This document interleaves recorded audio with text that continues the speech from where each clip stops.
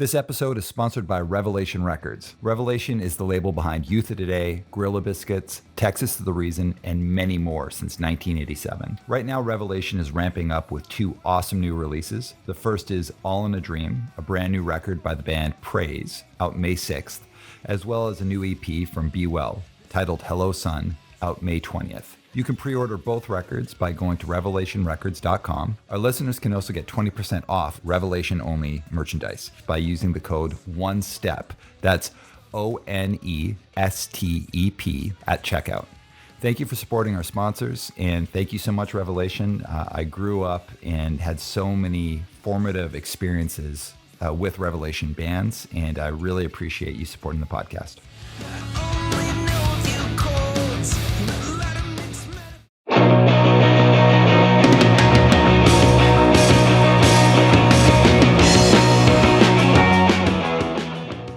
Hey everyone, welcome back. And Todd, welcome to the show. Hey Aram, thanks for having me. Yeah, dude, I'm super psyched. And first of all, I haven't seen you in years, partially because of COVID and partially because we live in different places. And I got to say, you've got beautiful locks right now that you didn't have last time. This is my COVID hair. I haven't cut my hair since the COVID pandemic started. And I'm just going to keep it going until I don't have to wear a mask everywhere I go. Have you considered that maybe your hair is the cause of COVID? It might be in the end strands of this and keep it recirculating. That could be happening. I'm just saying the two seem correlated. All right, dude, it's super awesome to see you, to definitely see you. It's great. It's been a long time. I got a lot of love and respect for you. So before we get too far into it, I know we did an intro, but I'd love to hear from your perspective. If you can share who you are and what is it that you do both professionally and also in the punk scene. All right. My name is Todd Pollock, for those who don't know. I've been photographing bands and going to shows since 1994. Besides that, I'm also an accomplished architect. I've been a registered architect since 2009. And worked in many jobs, created many buildings, and now I work on the owner side of the building and construction industry. So now I get to direct other architects and designers to do projects. I've pretty much lived most of my life. I was born in Minnesota, but quickly moved to Massachusetts, where I've been pretty much for the entirety of my life. Either north or south of the city, but never in the city. Never had the pleasure of living in the city. It's interesting to me that you started with your work as a photographer rather than your work as an architect. Which do you connect to more? Who's more you? Photography is more me. Architecture is just something I'm good at. Okay. Tell us, how did you get into photography? What was the path for you? To me, it was just started, again, I never took any classes in high school or anything. I started going to shows, and then I was like, this is something really interesting going on. And I just wanted to do stuff for my own posterity. And again, most of my early stuff is just taken on one of those $20 Vivitar, snap and wind kind of cameras, nothing sophisticated, just so, cheap thing. And then it just started to, snowball, and I basically learned on the fly.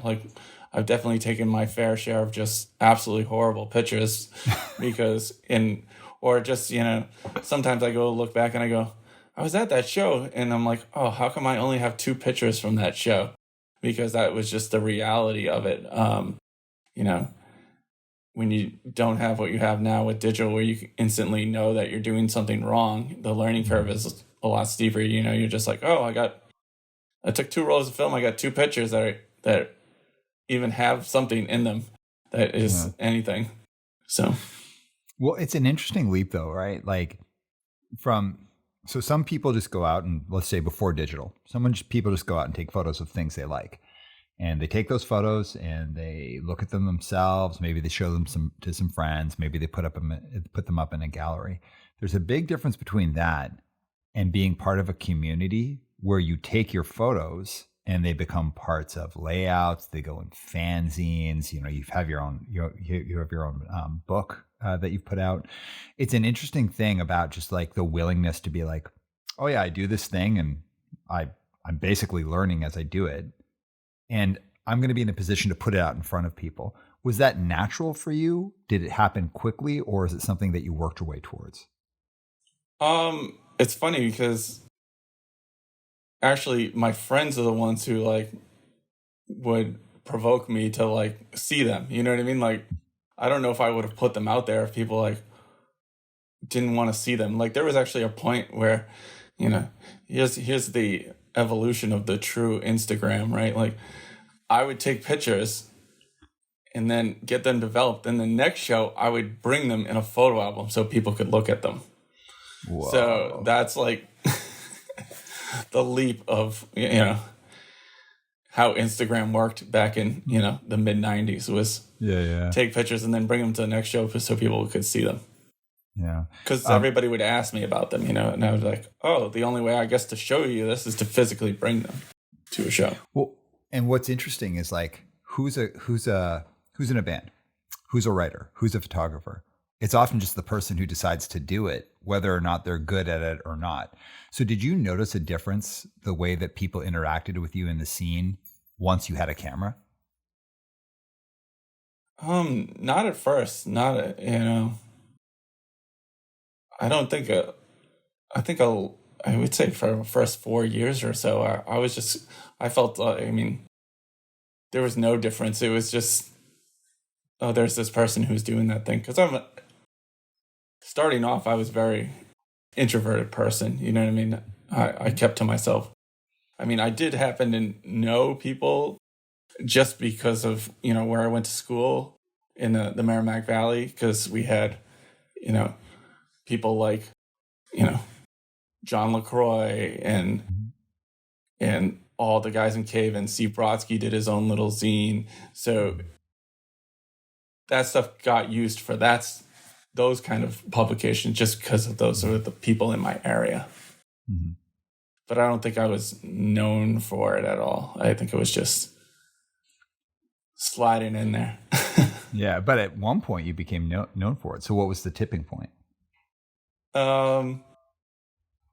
It's hard to think back that far.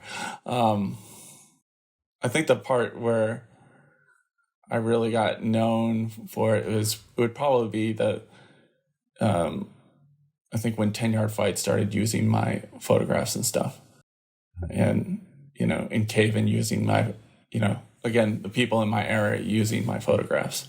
Mm-hmm. So it started with Caven, 10 Yard Fight. But actually, let's take it further back. How did you even get into the punk and hardcore scene? Because it's an interesting thing for me. You said you're a little bit introverted, and ever since I've known you, you've always been like super affable, easy to talk to. Like you introduced yourself to me, if I'm right. Like, I think we met at a hardcore show, and either maybe you might have come up and shown photos, or we talked about photos. Somehow we ended up chatting. Do you remember how we met, actually? Yeah, I think so. I think again that has been my bridge to socialize stuff, because it's not, sometimes, it's like, what do you center your conversation around? And again, when you have something with you and you want to talk about it, it's easier to talk to people, when you have something physical in your hand to talk about or to show. Yeah. So how did you even find punk and hardcore? Because like you said, you were kind of an introverted person. Yep. What was the gateway? Again, the dudes in Cave and Adam McGrath and Steve Brodsky, who we went to school together, and they kind of introduced me to the whole hardcore scene. Mm-hmm. And it was funny because it kind of, I think before that I was like, into more like grunge spin-off stuff, like Sub Pop stuff. Mm-hmm. And then even before that, I was into like hair metal, you know what I mean? So it's like, it's just diving, the layers go, down to more to core things from being so far removed, and then you just dig deeper and deeper and deeper into this vortex. Well, at least from a style perspective, you've done a complete 360. Yeah, You've gone back to the hair metal. So this is true. hats off to you, my friend. All right, so you get into the hardcore scene via people around you and the guys in Cave In, and you start going to shows. But you're still that introverted kid. How did you break out of that? Was it strictly through photography, or did you just kind of get to know people and then you became part of the community? Yeah, you get to know people, you get to know music. But again, my vehicle was the pictures, bringing the pictures from the previous show to the next show, and or just going up to bands I don't know that came to the town the next time they came around. I was like, here's some pictures from the last time you were playing here. Yeah, that's how I felt that you and I met back in the day. Yeah. It's interesting, though, because you were basically geared, the way that you kind of immersed yourself in the community was being of service to the community.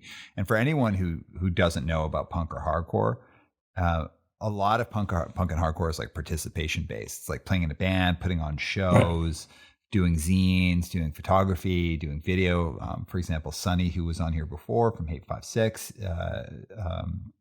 does that as well. And the whole idea is that to be a part of the punk scene, it's not like you have to like be a contributor, but there is a heavy sense of like many people in the punk and hardcore scene are contributors, and very few people make like real actual money off of this, including you in terms of photography. This isn't something that you've been drawing money from, right? No, and that's the thing. Again, I try and keep that separate, for good reason, because again, it's a freedom thing to me where if I don't charge anybody, there's no expectations. So it's a like it or not kind of situation. Like, if you like what I do, here you go. If you don't, then you have no recourse against me because you're not paying for it. You know what I mean? It's kind of a double-edged thing, and I'd much rather barter and trade with people than have physical money involved in any of it. Yeah. Again, as long as I've known you, it's always just been like, oh, can I get a copy of that record, or can I get that shirt or that flyer that you put my photo on? As far as I know, I've only ever just like hooked you up with one copy of the thing that your photo showed up on. Is that right? Yep. That's all I need. You must have a lot of stuff at your house. I do have a lot of stuff, and I definitely am. That's what I said. Like, it's so funny because there was a period where people would even just like, they felt like they needed to give me something, so they'd be like, "Oh, take a shirt," even if it didn't have my picture on it. They're just like, "Take this shirt, take this, that." And now I'm less like, when people say that, I'm like, "Nah, I'm good," because I just have too much stuff.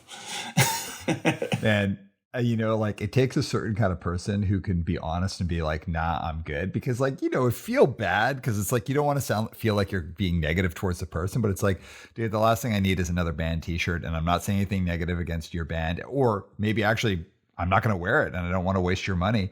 But it's like it takes a little bit of chutzpah to be able to be like, no, thanks. Because, people are like, oh, okay. Even though you're actually saving them money. It's like a weird punk thing.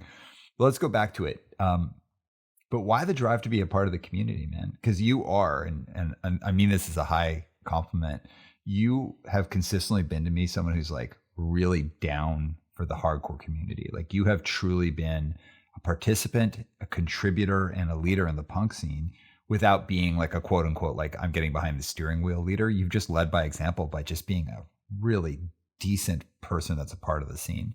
So why that desire to contribute to the community? Well, I would say my parents divorced when I was younger, so it's pretty much been my community, because that, my mother would come home late, single mother kind of thing, come home late, so I'd be on my own most of the time. So it was about maybe just establishing that place where I could go,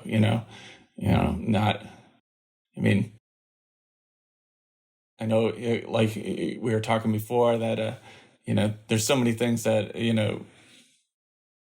society has that we think is so different. But, let's be honest, the punk hardcore scene is no different other than what your values are than a church, going to a church. So again, this just gives you a regular thing where you can meet up with the same people, discuss some things that you're interested in, and have fun.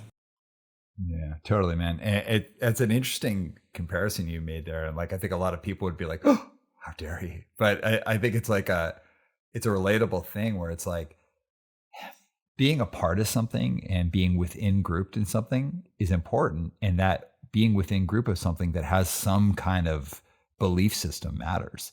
Right. And whether that belief system is like a straight edge or whatever it is, it's that people being within group and having like a unified purpose and idea and kind of system of how things go. I think it's like one of the most important things for people, and for better or for worse, punk has certainly been that for me. And I know it's been that for you as well.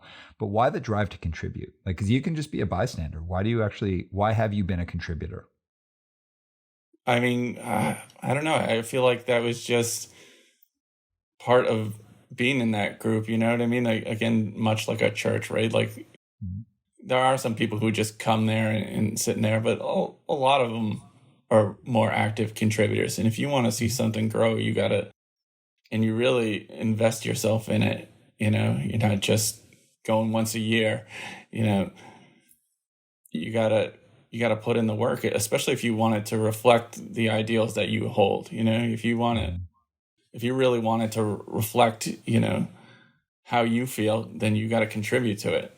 And that's probably the best way of putting it, creating to that diversified, you know, ideas. Yeah. So starting off, you're out there, you're doing, you know, you join the scene or you become part of the scene, you get the lay of the land. Then you just decide one day I'm going to bring a camera to a show. Right. First 4 years, you're taking photos, you're bringing them in. But at one point, people start using your photos for magazines and for layouts, and things start to change.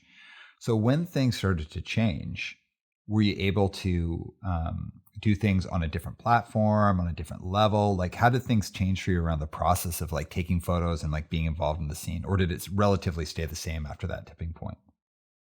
I mean, I think it's stayed the same. Again, I've just been able to, you know, get new equipment every once in a while. You know, it's like, oh, I'll get this, and then I'll get this, and you become more interested in the different things you can do and the different tools. So, you know, you acquire stuff over time, much like t-shirts. Like, it's funny to think about, because I was actually giving Sonny a hard time recently because he acquired so much stuff during the pandemic. I'm like, oh, you're hitting that age where you just like get too much stuff. Or, you know, guitarists, you know, they're in a punk band for most of their life and they have like one pedal, but then like they reach a certain age and now they have like a full pedal board, and you're just like, oh, you're just trying to like find the angle, find the different variety. Because after a while, you know, of doing something without kind of growing, you're like, oh, I need to kind of interject some extra things in here in order to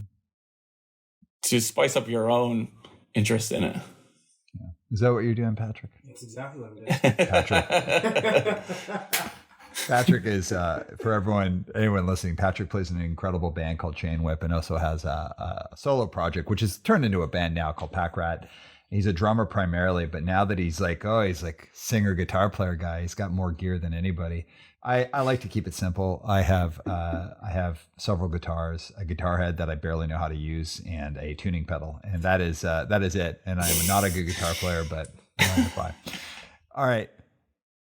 Again, being a very community-based person, though, and this is something that's always stood out to me, is that you've always played a little bit of a mentor role for younger people coming up, especially other creative people in the scene who are like out taking photos. So like, what's your first recollection of like younger people starting to take photos and coming to you for advice, or kind of developing a relationship with you? Oh, geez, I can't remember the year per se, but I mean, this happens a lot now, and it's funny. My advice is usually the same. It's usually like, yeah, just, you know, find out what works for you. You know what I mean? That's usually my advice, you know, like find out what works for you. Again, people are always like, oh, I don't want to get in your way, they're this. I'm like, don't worry about it. I have enough pictures of all these bands that if you want to stand in front of me and take some shots, go ahead, because I've been used to working around people for years and years and years, and if I can't have that angle, I'll find a different angle. But it's funny you say that, man, because a lot of people, not everyone, but a lot of people would be like, hey, I've been here for years. I get the best spot. You get the secondary spot. You got to work your way up. Why do you have the attitude of like, yeah, of course, get in front and do it? Because you can't gatekeep people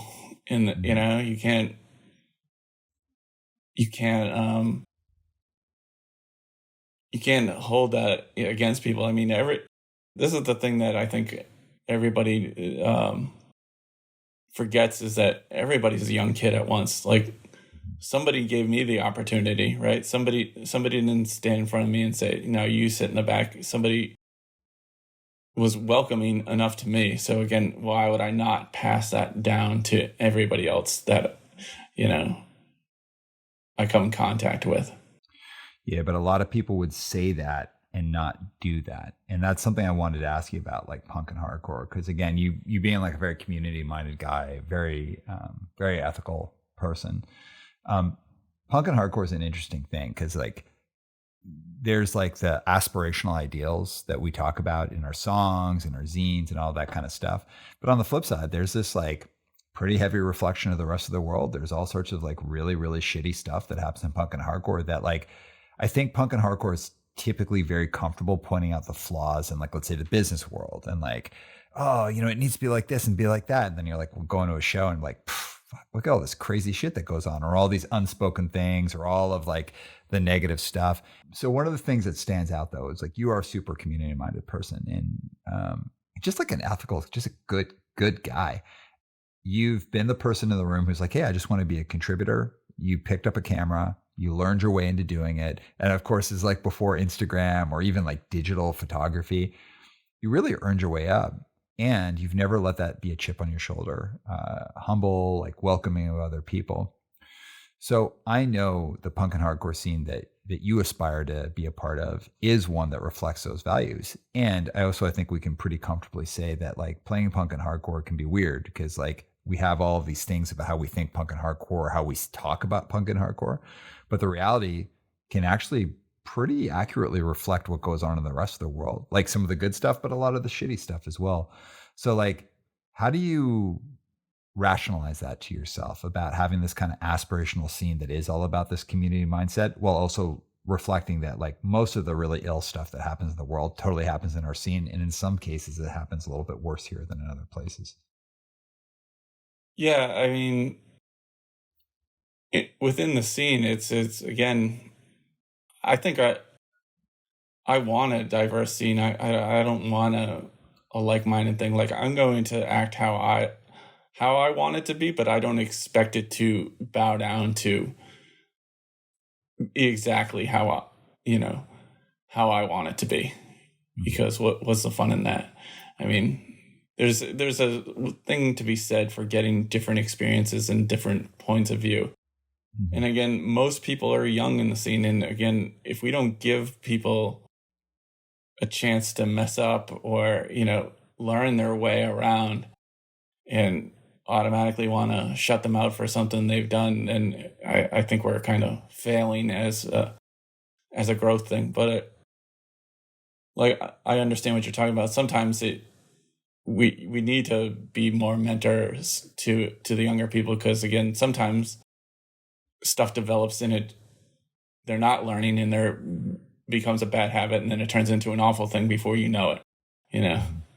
Yeah, and as I speak from this, like again, anyone from the punk and hardcore scene, like I'm not finger waggling at this, like like within my own friend group and within our own crew of people, we've had like some real challenges with this stuff, and we've had our own kind of moment of really having to confront that within our own friend group. So it's a question that's largely unanswered, where it's like I'm a guy in my like late 40s now. I love punk, I love hardcore, I love the music, I love the ideas, and I also recognize the same like beautiful things about people, but the same awful things about people are deeply represented in our scene. And I don't think people should be running around trying to like quote unquote save the scene. Like I think we all have better things to do with our lives, like more Right. energy that we could be put into other things. I do think it's interesting though that as we're adults and we move forward, we spent so much time immersed in a scene that critiques the outside world so strongly, eviscerates the outside world, especially let's say like the corporate world, but also would maybe fail to hold itself to that same level of expectation. Yeah, no finger waggling here. Like I struggle with it on my own. You being like a longtime professional, because you've been in the professional world for a long time. I'm just interested to see like the stuff that you see in your professional job versus the stuff that you see in the punk world. Um, what level of like relative sameness would you say that you experience in terms of like some of the challenges that can happen in a workplace versus in a scene? I mean, you're going to get the same, somebody coming into the punk scene is like somebody, coming into the job for their first time. Again, they're going to mess up. They're going to do these things. And some people grow but I focus more on the people that do grow. You know what I mean? That some people don't, some people do. And I just tend to focus my thing on the people that are really growing in that positive direction. Like I've seen in the punk and hardcore scene, I've seen some people that my first impression of them for years was like, this person is awful.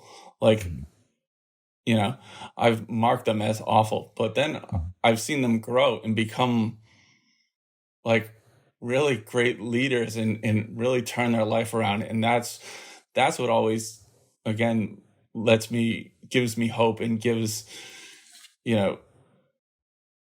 allows for my acceptance of some stuff that on the surface in the beginning doesn't look cool, because I always try to think the best in people that they can turn themselves around.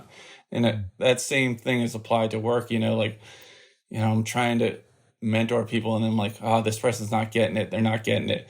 And sometimes they never get it and they don't care to grow. But I've had infinite amount of more people that have, thanked me because I've helped them grow in an exponential level. And that's why I have like my contacts in the punk and hardcore world are equally on the architecture world because I've not ignored people and I've helped them grow when they needed to grow.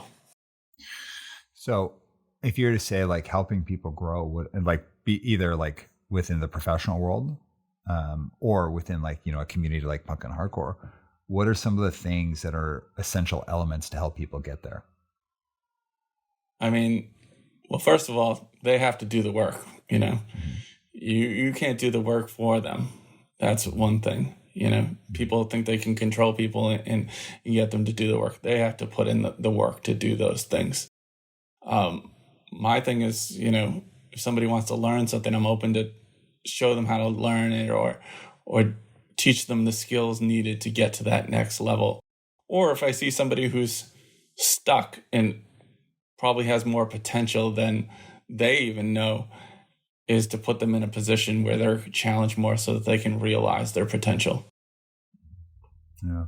So one of the things I share about change in my work as a coach, and also when I was working as a therapist, the perception about change usually follows about a year afterwards. So for an example, someone could make a change and like could change, let's say whatever behaviors they have, they change it and they're consistent in that change 70% of the time or 80% of the time. If they're consistent enough for a long enough period, people are going to recognize that change. But it usually takes around a year, so 8 months to a year before people are like really get it. And I'm going to give you an example. So if you and I were working together and someone was always showing up late, and then you and I said to them, okay, listen, your job's on the line at this point. You can't keep showing up late. So you got to change that behavior. And they're like, okay, no problem. And then 3 months later, they showed up late one time. Before they came in the door, you and I would probably be thinking, here we are going back to old behaviors. We're not thinking, oh gosh, something must have happened to them. Are they okay? We're like, here we go, like old behaviors. But let's say they weren't late in 3 months. Let's say it was 5 months. Then maybe at 5 months, they show up late and we're like, It's been a long time since it's been late, but it's probably just backsliding. But maybe we'd be a little bit more willing to think for a second, like, oh, maybe it was something else. Right. But let's just say they weren't late at all until 8 months. We're no longer going to, this is backsliding. We're like, that's unusual for them. Like, in fact, I know they've taken this really seriously. I hope they're okay. There's something magical that happens around that 8 month. And you could say between like maybe 6 to 8 months where people start really recognizing like that perception shifts about someone. And by a year, by 12 months, they're viewed just in a different way. But like for change, I love what you're saying is like people have to do the work. You got to be there to guide them, support them, but they gotta do the work. But I'd say the flip side, the work that we can do as people is like allow our perception to shift along with how people are changing. And maybe instead of us instantly being like, it's just backsliding, instead be like, okay, I wonder what's really going on. It could be backsliding, but it could be a bunch of other things. How does that land with you? Yeah, I mean, well, it's so funny you mentioned that because even I would say like the early mid part of my career, I did that to myself where I was like, I didn't think I was growing. I didn't think I was changing, getting and I would have bosses that'd be like, no, I don't think you're realizing all these things are changing here. And you've made these changes to all these people and all this, but I didn't feel that myself. I didn't feel that I was doing that. But from an outsider's perspective, they thought I was implementing so many changes that they were like, I would get, why are you complaining about change? You've changed all these things. And I couldn't see that aspect of it. I couldn't see that long-term aspect of the things that I had changed. So why do you think that was? Were you just being too hard on yourself, or did you not have like a bigger vision? I don't know. I mean, I would, because I don't know. Because again, I think it goes back to what you're saying. I wasn't looking at change as a longer term thing. I was looking at it as, well, in 3 months I should be here, and in another 3 months I should be here, and in another 3 months I should be here. Yeah. Hell yeah. I see what you're saying. And like something that I'd say for people consider around change, which is like, I'm in the business of it, whether I was being a therapist or the work that I do now, it's like about helping people achieve new things, like businesses achieve new things, individuals, teams, all that kind of stuff.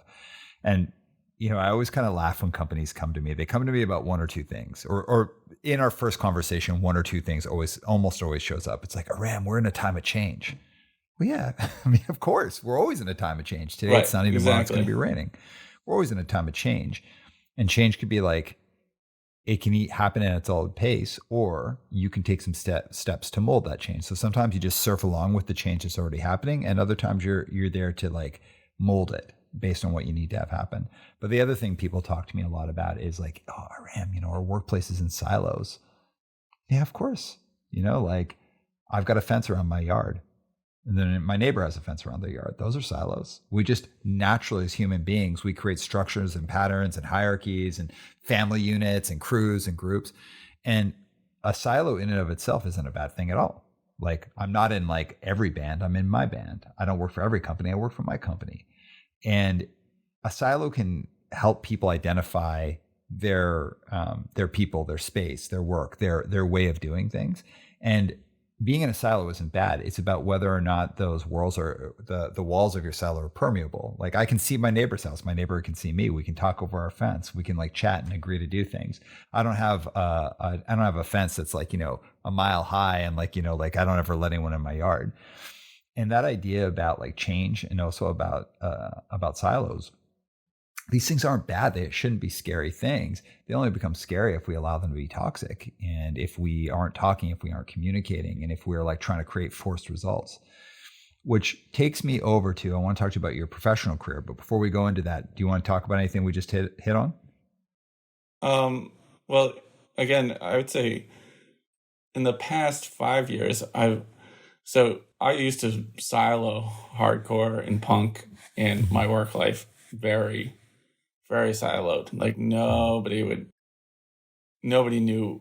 Like again, if I went to a show, everybody just assumes that I do photography as a career. Like that's their assumption, because I don't tell them otherwise, and when I'm at work doing architecture stuff, nobody knows that I, go off and do these things on the weekends or whatever on my vacation time. But I would say like about 5 or 6 years ago, that I finally let them kind of intermingle, and it wasn't a detriment. I would say that's when I kind of opened up broadly to both sides. And again, using tools from each side that I've learned in order to make each one of these experiences better. Heck yeah. It's funny you say that, man. I didn't even know, and I've known you forever. I had no idea that you were an architect until Evan from Mindset told me. Yeah. And Evan credits you. He speaks, obviously, I know you and Evan are longtime friends, but he speaks so highly of you and the influence you've had on him. And when he told me, I couldn't believe it. I was like, I can't believe I've known Todd for so long, and I didn't know what he did professionally. So what caused you to make this change about 5 years ago is where you started having less, like you made those, the silos between the two more permeable, like you could have some crossover. Like what led to that change? Was it natural or was it intentional? I think it got too hard to kind of juggle the different silos at some point, where it was just like, to come into work and your voice is shot and people are like, what's this all about? Are you sick? You should be going home. And you're just like, no, that's just blowing on my voice, no big deal, you know what I mean? Like, and then starting to find random people that you would never think were involved in punk and hardcore in your own workspace, that don't currently go but had roots in it. And it was just like, I have like one of my bosses come up to me and like, because I was like, she's like, oh, what do you listen to? And I forget what it was at the time, but she's like, oh yeah, I've seen Minor Threat a bunch of times. I'm like total, like you wouldn't know tattoos, no nothing, nothing outside of anything you would attribute to punk hardcore. And the person's like, yeah, I've seen, no big deal. I've seen them a bunch of times. How dare you, lady? Yeah. How could you? Okay, man. And, before we go into your professional career, talk to us about your band. Oh, my band that I did? Yeah. From 2012 to 2014. I want to talk about that, but I also want to talk about Todd's War after that. Todd's War after that. So I did Test of Time from 2012 to 2014, and it was great. Again, got to say a lot of things I wanted to say over, so that's, to me, that's like taking the contribution to another level and I think that's, again, where everything started to break and meld together, professional and the hardcore world. Cause it's like, I see all this stuff and, I think anybody who's involved in punk and hardcore eventually just says, hey, I want to add my opinion to this. Dude, well, like when you went into a band, I think everyone was like, hell yeah, like Todd's doing a band now. But as an introverted guy, and again, we've known each other for a while, but I've also known you a little bit more on the shy side. What was the, like, I'm going to do this now? I just had a bunch of people. We were talking one day and we were just like, yeah, let's just do this. I have some ideas and we have some things and let's just go ahead and do it. And again, it was just supposed to be a very kind of casual thing. I just figured we'd do a demo and play like, a couple times in a year, kind of thing. Just as I had these ideas in my head and I just wanted to get them out on paper and do that. Yeah. And then it just got like a lot. It got I'm using all my vacation time doing this, all this time doing that. Recording stuff, I'm sure you can relate, is a nightmare. Absolute nightmare. Hate it. Absolutely hate it. I hate recording stuff. So bad, man. Yeah. All right, but I'm gonna bring something up, and I'm not trying to bum you out, but like, so it doesn't surprise me it went quick, because I know Charles is like a big thinker. He moves fast. He likes to get stuff out there. So you pushed out a ton of releases super fast, like really fast, and then boom, band ends, and then you do Todd's War, which felt a little pointed. What do you want to tell us about that? Yeah, I mean, again, it started out very humble with Test of Time, and it like, again, like I didn't expect it, and like you said, Charles is very pushy and like wants to do a ton of things, and it just like got out of control, where like it was like, well, you need to choose between doing this band where you make no money, as you know. You gotta, it's like Spotify of real life, where you gotta be doing a lot to get any kind of money or anything. The Spotify of real life. To put a beautiful quote. to put my career on the back burner to do that. It wasn't meshing anymore, Yeah. And at the same time, my dad had a remission of cancer, and it was just like, all right, and he still pushed and pushed and pushed, and the Todd's War thing was a response to that pushing. Yeah. And so I'm just gonna give it. I know Charles. I totally respect your work ethic. I think it's an interesting story, though, for sure, because like you are literally like one of the nicest people I've ever met in my life, super chill. And when the Todd's War thing happened, I was like, that's a side of Todd I've never seen before, and I think it's cool. Like, and right. I think it's cool, and people, they play. I've beefed with many a person that I play in a band with, or other people. It's the creative effort brings in the best and the worst of people all the time. So thank you for sharing that, because I know it's maybe a bit uncomfortable, but Charles, not at all intended as a diss on my end, because I think you're a cool cat. You do lots of good stuff. Yeah, I mean, it's just, again, I think everybody comes to this point when they're in a band. Again, this was just hyper accelerated. It's like, I often talked about this with people, and so like, you talk about bands like Code Orange and whatever, it's like, well, they're not the same band as but they're trying to do this as a career. So there's no way for you can't be like, not like I just told my friend, not everybody can be Negative Approach, right? Mm-hmm. Like not everybody can just grind it for their entirety of their career. Some people have, if they want to stay in it, they want to have a farther reach. Yeah, and like I think Code Orange is an interesting example, especially if we put it against Test of Time, because Test of Time was just like such a huge burst of like putting out tons of stuff and doing tons of stuff, and then ended kind of sharply, which is like a lot of hardcore bands, right, and punk bands. Although yours was like quite a burst very quickly. But then you've got a band like Code Orange who's like cultivating a career over time and like being thoughtful about how they do it. And you get the sense of like probably, and I don't know any of them, so I don't want to speak for them, but my sense of watching them has been like, you start young, you're doing a band, you're just doing a band, you see what happens.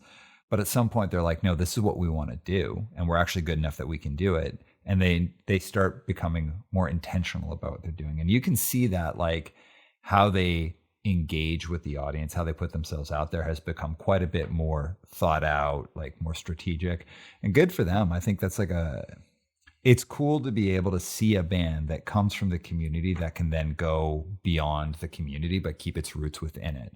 So good for them. And I think you see the same for like Turnstile, the same for like, that's Turnstile, Angel right? Dust, like that. Turnstile, again, everybody starts out emulating something, right? Like something in the punk and hardcore, your New York style or Bay Area style or something. But yeah, there are those like magical points where like again, that most recent Turnstile record, you're like, well, this isn't really pop, but it's not really punk and hardcore. It kind of created their own thing out there, but it doesn't. It could live in both spaces, and that's the rarity of stuff that can live in both those spaces. Well, it's like, and I don't know if this is too much of a stretch, but it's like, although Bad Brains is like very aggressive band, like Bad Brains could live in any space. Right. Beastie Boys could live in almost any space. Like really more kind of like iconic stuff can live in any space, but it takes a lot of guts to get there. It's the same kind of guts that I think are involved in like a kid picking up a camera and doesn't know how to do it and then bringing those photos to a show. It's the willingness to put yourself out there in a way that is different than what everyone around you is doing. And maybe some people are doing something similar, but you're the one who's doing it. Right. I think it comes from the same place. And like, you know, Code Orange or Turnstile or Angel Dust or any bands like that, like I still view them all as being like coming from the scene. And like, I don't know if they'd be comfortable with it, but referring to them as hardcore bands that have gone on to do different things. Let's talk about your professional career though. Sure.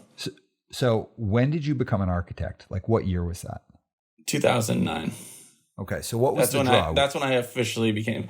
So anybody who knows anything about the architecture world, so I'm pretty much speaking to Evan, maybe like one other person, but you know. Actually, Patrick across from me is very well versed in it, right? You're talking out your ass, buddy. You're just talking to Evan right now.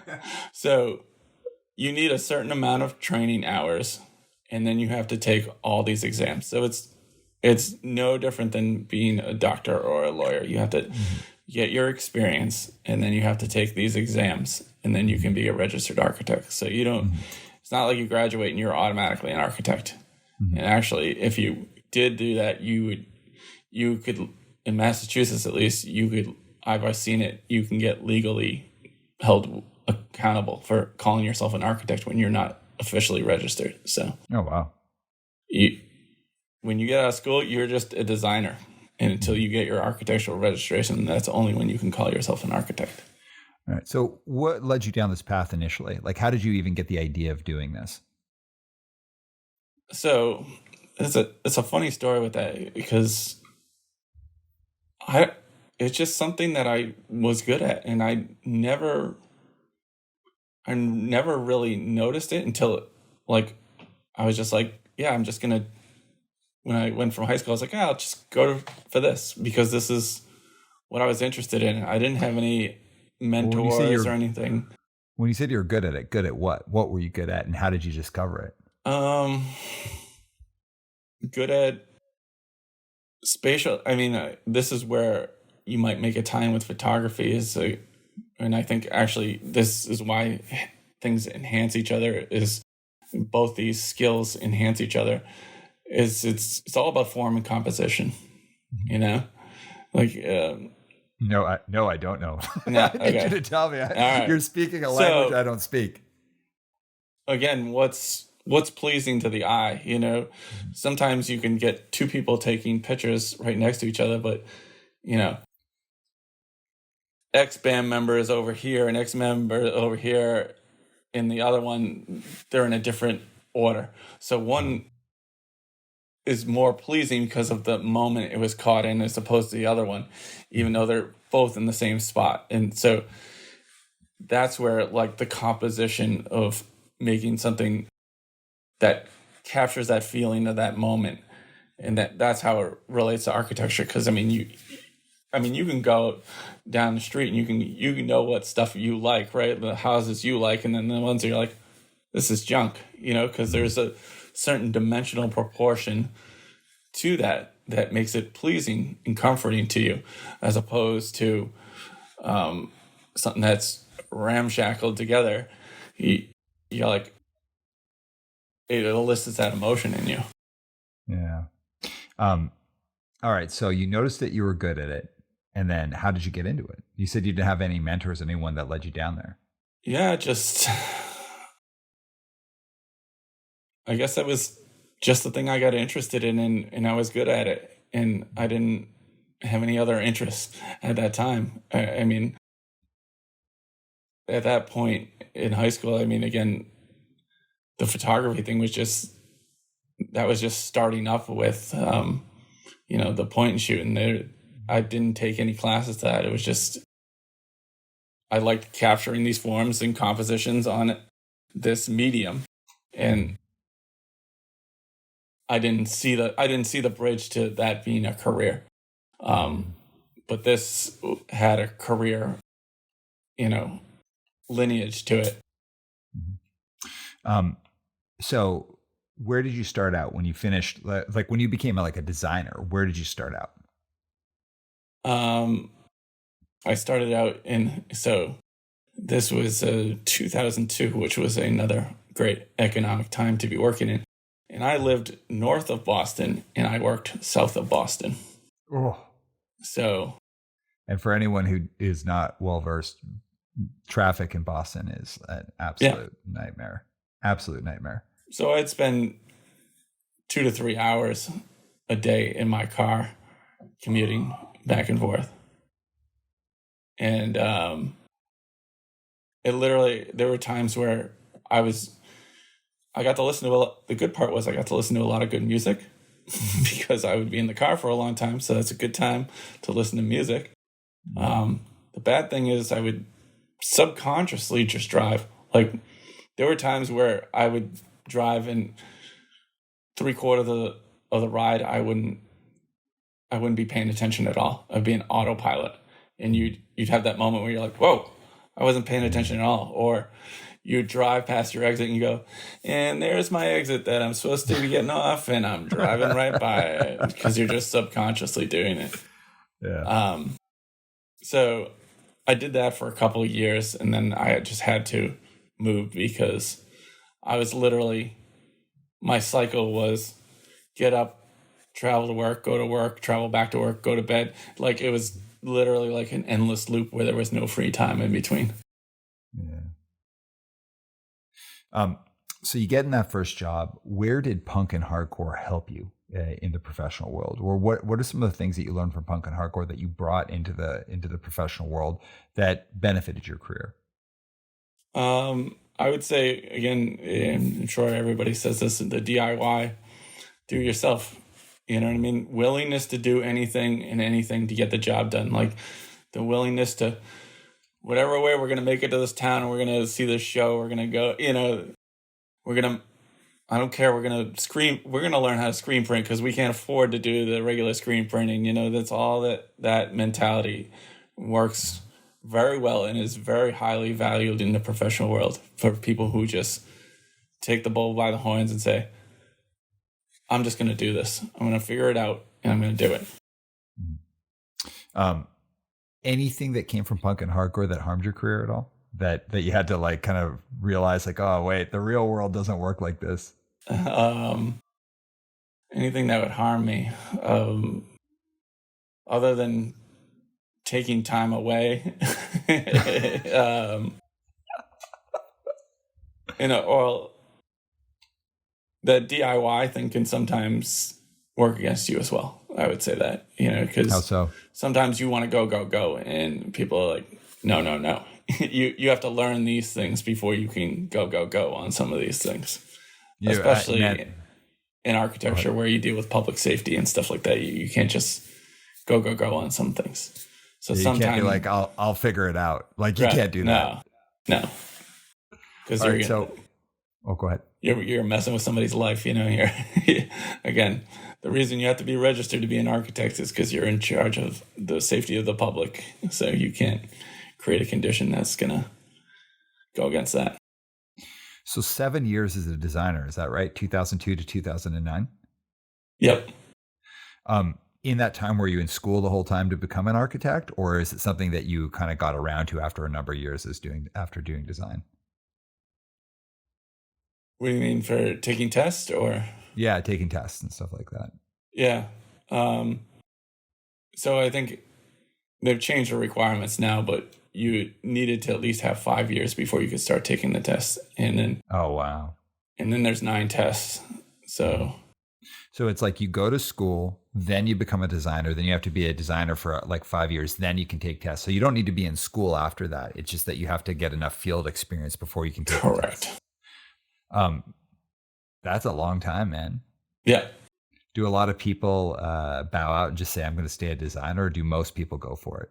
A lot of people bow out, and they've actually changed the requirements now.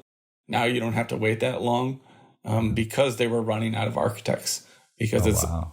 because they weren't getting enough backfill of the people retiring with the people coming in because of that arduous process.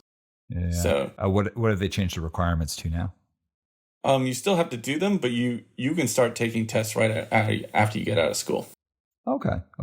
So you become an architect, and then what happens next in your career? Then I start changing jobs every single 2 years. And how come? Was it just for different opportunities, or was it that you didn't like some of the places you worked, or was it a mix of both? It's a mix of both. So I would say first, the architecture industry is not good at promoting you and compensating you within your profession well. Within your, if you're working at a firm, they're not good at raising people up. They're getting better at it now because they lose people now, because now it's probably like the hottest time ever to be an architect, because every recession we lose a lot of the workforce. A lot of the workforce says, forget it, I'm never coming back here. Because when we have recessions, that's building industry, and that usually those are usually big layoffs because if nobody's designing, nobody's building anything, nothing's getting designed. So we lose a lot of people during those times. So it's created big gaps in experience in the architecture field. Mm-hmm. So right now, if somebody's not paying you your market value, if you're not getting paid at your market value where you work, if you put yourself out on the free market, you're going to get paid your value. Mm-hmm. So how long have you been in your current role? My current role? I just took this job at the beginning of this year. Heck yeah. And how's it been so far? It's good. So in any of your jobs, have you had like direct leadership, like reports that you've had to like direct and raise up, or has it all been indirect leadership? I think my past 2 jobs have been direct leadership. The other ones have been partials.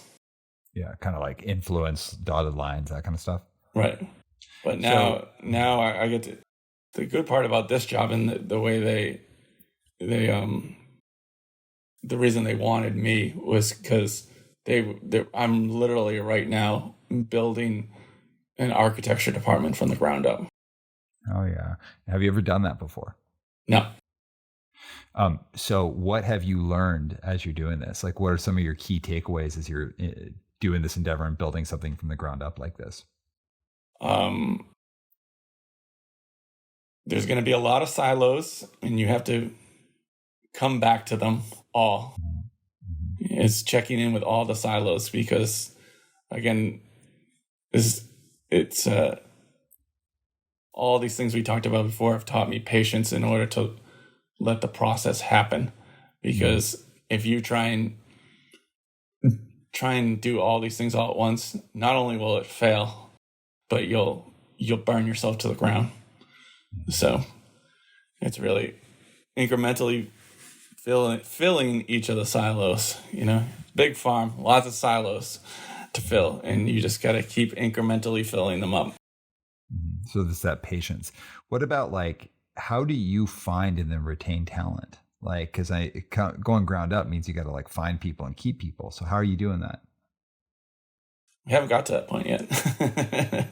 So you're still building the framework. We're still building the framework at this point.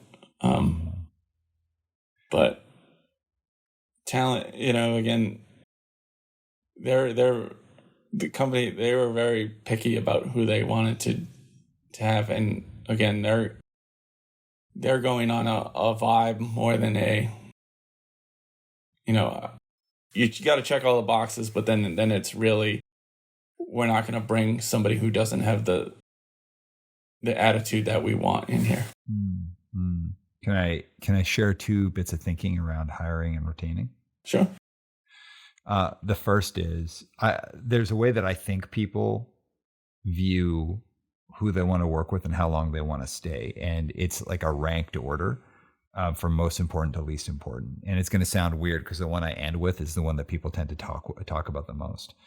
I think the biggest indicator of where people want to work and whether or not they stay is their relationship with their boss. That's like the number one indicator of people coming to work somewhere and then staying there.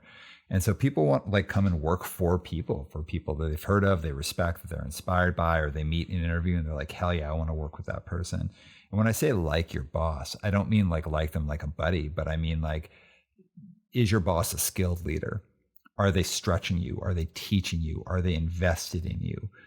Do they give you assignments and things that give you the spotlight that you deserve?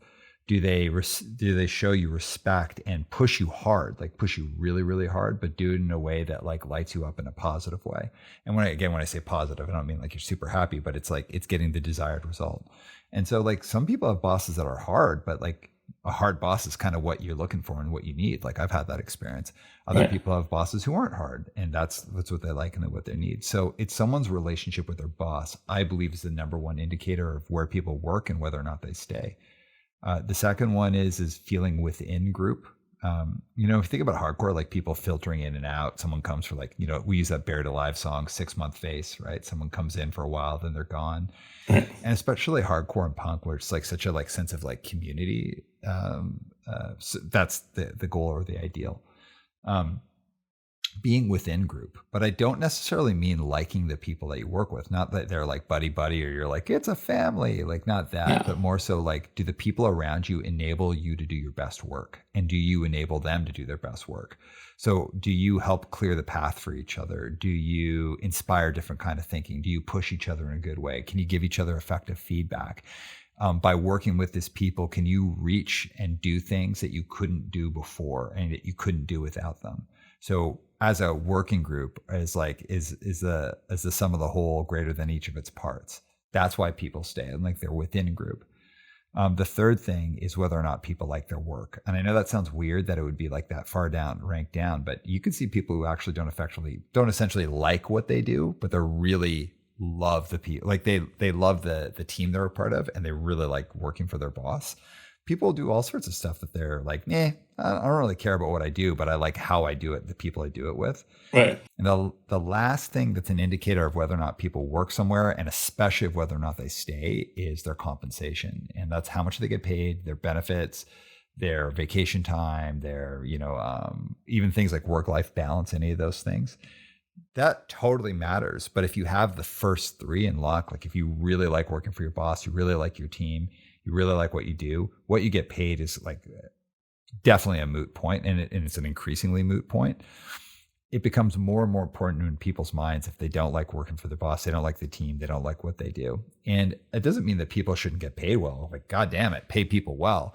But when I see companies throw money at people, especially in a time like this where we have a super competitive job market, it's like throwing money and benefits might interest people in talking to you. But if you don't have a great leader, if you haven't invested in your leaders and put the right person in place, you might hook someone in, but they won't stay, even if you throw money at them. So if we go by my work history, I've never left because of money. It's always been something else. And thankfully, again, my network has been so big that I've had most of my jobs since I started changing jobs on the regular every 2 years is people who know me, who say, come over here. Yeah. Come up. So again, there's a built-in relationship to most of these moves. Like the job previous to this one, I was actually working for a client, and the client said, why don't you just come work for us? And that's how that started. They've all been like that. But again, I guess my problem is I've never gotten so deep with any group that made me want to say, well, this is where I want to stay for the rest of the time. Yeah. Well, and that leads. Go ahead. I start out with that aspiration, but again, sometimes you get I would say the reason I left my previous job to this one was because my boss was kind of like, he was a good boss, but he didn't challenge me. He didn't, he was just, he let me do whatever I wanted. And he was just like, yeah, that's good. He, never gave me any constructive feedback or anything to help me grow. Just kind of, he's a good guy. And like I said, good guy, good job, good everything, other than it just didn't challenge me. And I feel like the job I took was the reason I did that is because it's going to give me so much more of a challenge and an ability to create stuff I went from a children's hospital, which is an institution that's been around for 150 years, to a company that's 5 years old. So again, here you can scratch and claw, right? But you're only going to move an inch. What is that? Quoting Go It Alone right here. Shout out to Mark Palm. But in this company, I'll be able to move bigger things to create the next legacy of something. And that's what interests me. See, like that to me is like, money's such an interesting thing, and like in being in that space, like my most disliked boss was also the boss that like I worked for the longest. And it's like, I thought he was just such a clown, but he stretched. Like I was challenged. I learned new things. I actually personally disliked the guy immensely, but like I learned so much while I worked there. And that sense of like being stretched and challenged and like, you taking stuff on. And it was a terrible culture too. It was just like I was learning a lot. It was interesting because like I was learning a ton by being in this guy's orbit, and I got paid a ton of money. So it was like those two things. I liked what I did. I didn't like my boss as a person, but I liked what I was learning. And it's what set me up to do my job now, or to do the company now. That idea of what you can learn from someone and also what you're able to do as a result of what you learned, that's so much more captivating than money. Can I share with you my second philosophy though around hiring? Sure. You got to hire for three things: function, purpose, and vision. And so function is just simply like, what is a job description? Like, so what does an architect do? Basically, it's like, well, we need this kind of person, and their function is different than their purpose. So like people often hire for function. It's like, oh, well, we need someone, like for my company, we need a coach. Well, it's like, well, yeah, of course we need a coach. And it's easy to find someone based on function. Just find whoever has the best work history and like, maybe went to the best school or the most experience. But I think that gets you like the same results over and over again. And it also doesn't really get you someone who's likely to stay. More so I say like you hire dominantly for purpose, where it's like, okay, we know we need the role, but if we're adding someone here, what's the purpose of adding that person? Like what different result do we want to have rather than just someone filling a spot? And I'll give you an example. So like if you have a band's function is to play music. That's the nature of a band. It's like they're to play music. But if the purpose of that band is just all we want to do is create a party band and have fun with it. We just want to have fun with this band and get people dancing and get them to come and have fun for a night. Great. You start a cover band. The function is still the same. You're just playing covers, but the function is playing music. But the purpose is just a party band, just a fun band. We're a bar band. Great. We just learn covers. But if you're, hey, well, we actually want to write records, and like the function or the purpose of the band is to express ourselves creatively. Okay, well, if you want to express yourself creatively, the function is still playing music, but you're going to stack the deck differently because you're going to have songwriters. You're going to have a different caliber of musician. You're going to have people maybe with a lot of experience. Or if you're like, actually, we want to be like touring musicians. I want to make my living. That's the purpose of the band. Okay, the function is still playing music, but because the purpose is different, you're going to stack the deck differently.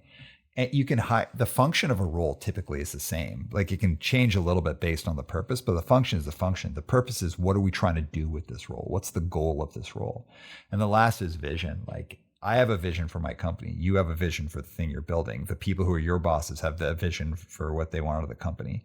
What I'm always interested in is the person that I'm interviewing or that we're hiring. Do they have a vision? I want to know, yeah, sure, you can do the function of this. I know the purpose of this role, so I'm looking for a specific kind of person who can fill that purpose. But I also want to know what kind of vision. What do you think we could be? Where do you think we could go?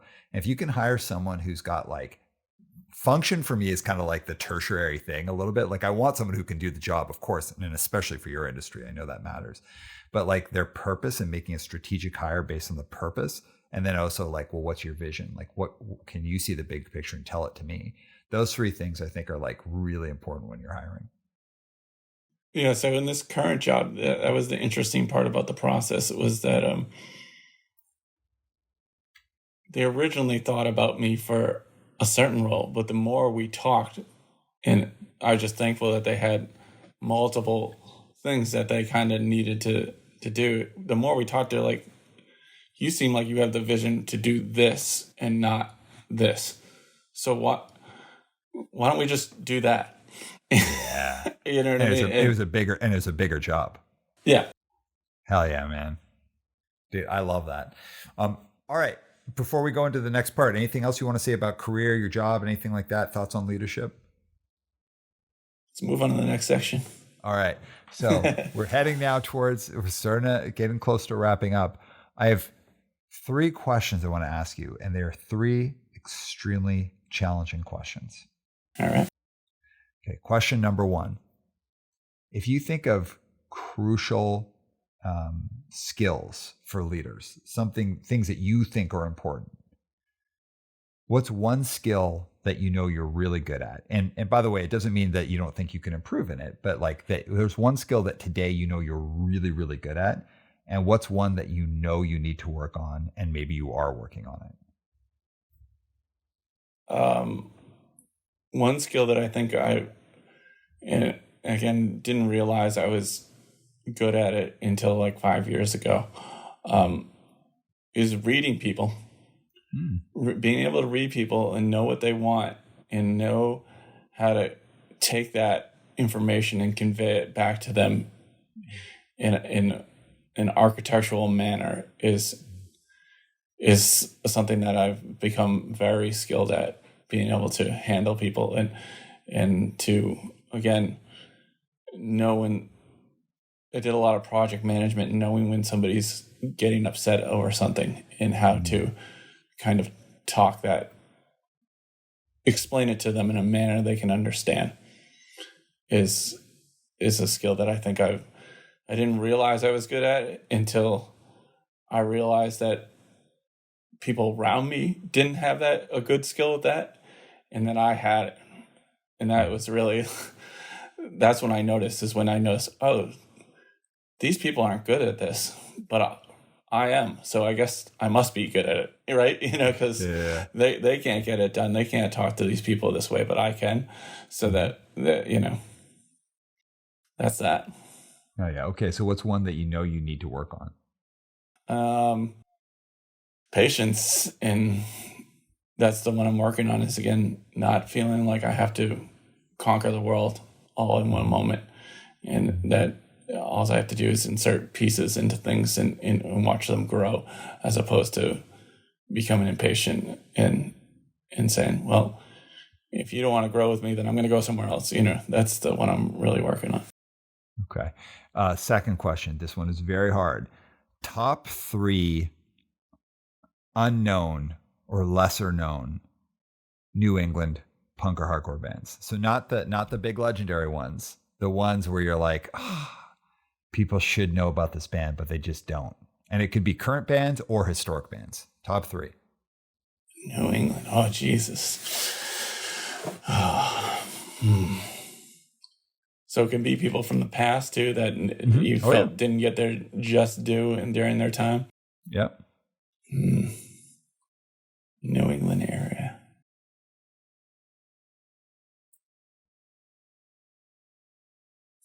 So what's your measuring spoon for somebody who's you would consider a big band? I guess let's take that. All right, I'll give you an example if I may. Yeah. There was a band from Bellingham called Jayhawker, and they put out a demo in a 7-inch, and their 7-inch was like okay, but their demo was killer. Nobody knows who the hell they were, but they were so sick. This demo was great, and I still have the demo. I still listen to it. Legendary in my mind, but people don't know. I'll give you another example. Galleon's Lap, bass player of Sunny Day Real Estate, guitar player of Brotherhood, and two other guys who I wasn't sure what else they did.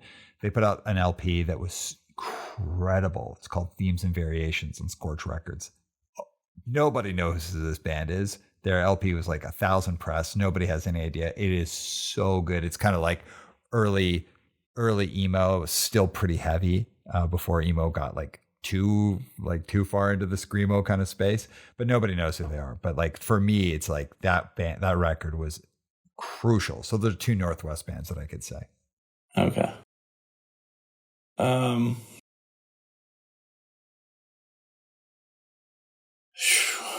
This is a tough one. I know, man. It's the hardest question I asked you. It's well, it doesn't help when you see so many bands now, and you're like, oh, are they famous only here, or are they famous everywhere? Or you're like trying to think in your mind. You're like, actually, I'll use that to shout out a band that is only around here right now. Hopefully they play out more. But I was struck by this band because they kind of play a metalcore sound, and they like bands that were obscure when I was a kid. Like, okay, I've never seen them or may have seen them once, and it fascinates me that these kids find this music, because this is music that's definitely not on Spotify or anything, and that they're picking that up as a thing to emulate. It gives me hope that like there is like this greater free thought in here, because I'm like, how did these? They're wearing shirts that are like older than them by like 10 years. You know what I mean? It's like, it's just, there's this part of me that's just completely fascinated with it, and they're all good kids, and they play good music. It might not be somebody's cup of tea, but it because it's metalcore, but they got the right attitude. I like they put on a good live show. And what are they called? They're called Adrian. Okay. Yeah. All right. So go to my Instagram. You can see some pictures of them in there, and I think there's a link on one of them to their demo. But they're okay. But again, it's so funny. The amount of research they did to start a band is noteworthy. Like they even recorded their demo with people who recorded these other people's demos. Like they went to that research and went to that same person to record their demo, which I think sick. It's crazy. Yeah, that's totally sick. All right, so two that's, more. That's the one to look out for. I'll pick one from the middle because I feel like they did more things, and you probably played with them, but I feel like they went into relative unknown, or if you said, if you took a kid who's only been around for like 8 years, they would be like, who are you talking about? And that was a band from the Merrimack Valley called Hammer Brothers. Yeah, I remember Hammer Brothers. Yeah. I just, again, they had their own like unique thing, and it was very local to the Merrimack Valley. I mean, I didn't see them much out of there, so I don't know how the reaction was outside of there. But they melded this like very like heavy beat with like a thrash kind of like lyrical delivery that I thought was very interesting. I always thought they didn't kind of get their just desserts, All right, Hammer Bros, and anytime that comes on my iPod, yes, I still listen to an iPod. I don't stream. I'm never mad about it. It's always good. Okay. You're into the real life Spotify, not the real Spotify. Yes, real life Spotify. Copyright. And what's your third? And the third, I would have to say some earlier stuff. There was I actually kind of wish I had it now, because I always remembered it being very good. Maybe if I listened to it now, I'd probably be I probably think differently, but I don't know. I'd have to dig it up, but it might be in relative obscurity unless I have the demo. And I think John LaCroix was in the band. It was called Trees Without Leaves. Yes, he was in that band. Yeah. So I always thought that band was awesome. They got a lot of plays. I think the reason I don't have that tape anymore is because I wore it out and then maybe left it on the dash and it melted or something. Oof. Well, shout out to John LaCroix, friend of the show, great guy, interesting cat. All right, those were good picks, man. Definitely good picks. Can I share a couple with you from Calgary, where I grew up? Sure. There's this band where I grew up called Road Crew Orange, and I know. So like, the bass player was dyeing his hair one day, and someone said, "What color do you want?" He's like, "Orange," but like a specific kind of orange, like, road crews, like the orange vest they wear. I want it to be Road Crew Orange, and that's what they named their band after. They were sick. They were like as if hardcore kids tried to play Dead Kennedys. Like, it was like really good. They had 2 demos. One of them, you can't hear the snare drum at all. You just have to pretend that it's there. And the other is like a little bit more hardcore-y, but like the musicianship is too good to just be like a hardcore. It's like awesome. The second demo is called Cement Wall. I wish they'd had a vinyl release. If I was in the mood to lose money, thousands of dollars, I would just press it on vinyl, but no one would buy it because nobody would know who they were, but they were fucking great. There was a... So you mentioned this Road Crew thing, and it just made me think there's this band. I haven't seen them yet, but I probably will soon, from Central Mass. I think they're from Central Mass. I don't know. I saw pictures of them recently, and I was talking with them about them with somebody at a show, but they're called Sophisticated Adult. That's a good name. And they have... Their merch was those high-vis construction vests. Good for them. That's really good. And you know what? I was like, why are all these people moshing in construction vests? Oh, that's their merch. That's their merch. Okay. Marketing geniuses. I would just say I aspire to be a sophisticated adult, so I need to get in on their merch. All right. I'll give you another one. There was a band from Calgary called Ninth Configuration, and they were like weird. They were like kind of like arty punk. And they were like awesome. They had 2 demos. They had this like kind of butt rocky vibe to them a little bit, but through a filter of like arty punk. It was really weird. I've never heard another band like it. They were sick. They could only have existed in the 80s and been popular in the 80s. They were awesome. Ninth Configuration. And the third, this will sound strange that I'm calling them obscure, because if you're from where I'm from, they're not obscure, but Beyond Possession, which was like a Calgary band that was like a punk thrash hardcore band that was on Metal Blade, put out like or maybe it was Metal Blade? Death Records. I can't remember. They put out an LP on somewhat of a major, like, indie major kind of metal label. And then they had a self-release 7-inch, and they were sick. Okay. Last question, man. This is it. This is for all the chips. Where can people find you? Where can they look you up? Where can they see your work, both from your photography and your professional work?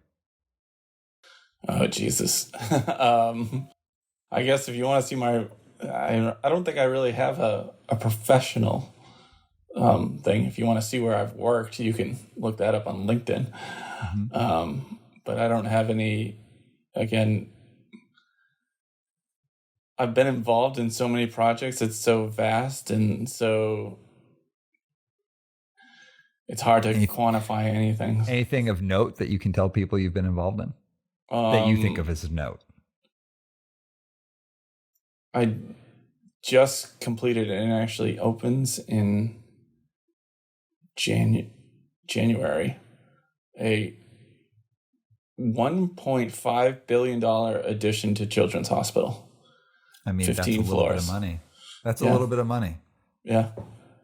I was responsible for paying most people too in that job, and I've never, I'll tell you, writing the checks I had to write were ridiculous. I like that a lot. All right. And then where can they find your photography work? And if you're in Connecticut too, this one was kind of funny. I like to shout this one out. Edge Fitness, the chain of Connecticut gyms called Edge Fitness. No relation to Straight Edge. Yeah, it's all related. The two guys were your typical meathead kind of gym guys. Jimmy and Vinny.